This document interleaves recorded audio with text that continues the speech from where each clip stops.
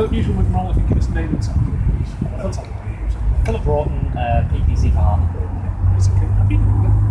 Okay, but you obviously didn't win, you came pretty close. There was a big surge, 28% swing from Labour to UKIP. What did you find when you talked to voters, when you talked to people on doorsteps I thought we achieved a fantastic result in Hartlepool in my campaign. We went from 7% of the vote last time to 28% of the vote this time. That's a fourfold increase. It was the best result in the North East, and of course, it was one of the best results in the country. Now, as far as I'm concerned, there's lots of people coming over to us in that campaign from Labour who look at today's Labour Party and say, well, this party is no longer working class. It doesn't really represent me anymore.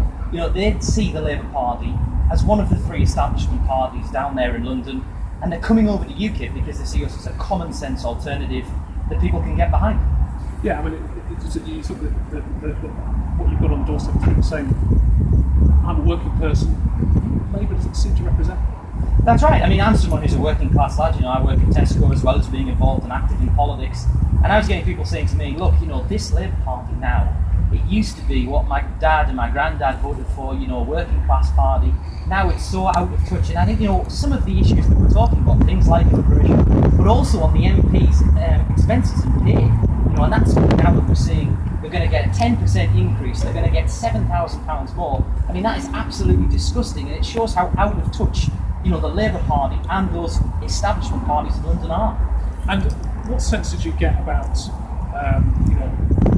the real change that I suppose that was there between, a town that's largely, supported Labour for more than 50 years, and 60, and what you were from?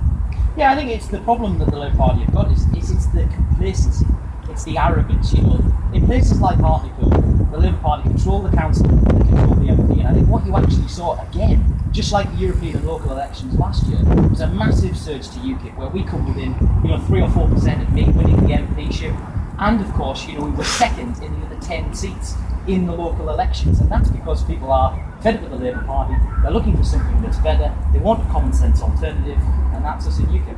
And why do you think UKIP in particular can appeal to those traditional Labour voters that feel that the party's drifted away? I think people look at Labour, the Conservatives and the Liberal Democrats and they say, well, what is the difference between these three parties, these establishment parties? They look at UKIP, we're offering common sense alternatives to the problems that the old parties want to sweep under the carpet. If you look at things like immigration, where we're saying you've got to have that controlled immigration system, the Australian points-based system, that was a big issue in the election campaign. Also, the fact that the hospital had its services taken away, that happened under a Labour administration, and I was fighting extremely strongly because I'm passionate about the National Health Service, that we need to have local hospital services. And I think, now Hartlepool in 2020 is a marginal seat here in the North East, and I think we've got a tremendous chance to potentially win that seat. And do you think Hartlepool, more generally in the North East, there is a lot of danger for Labour here of what happened in Scotland? A place that seemed taking a place for granted, and suddenly you get better. That's right. I mean, if you look at Scotland, the SNP swept the Labour Party aside. They won 56 out of the 59 MPs.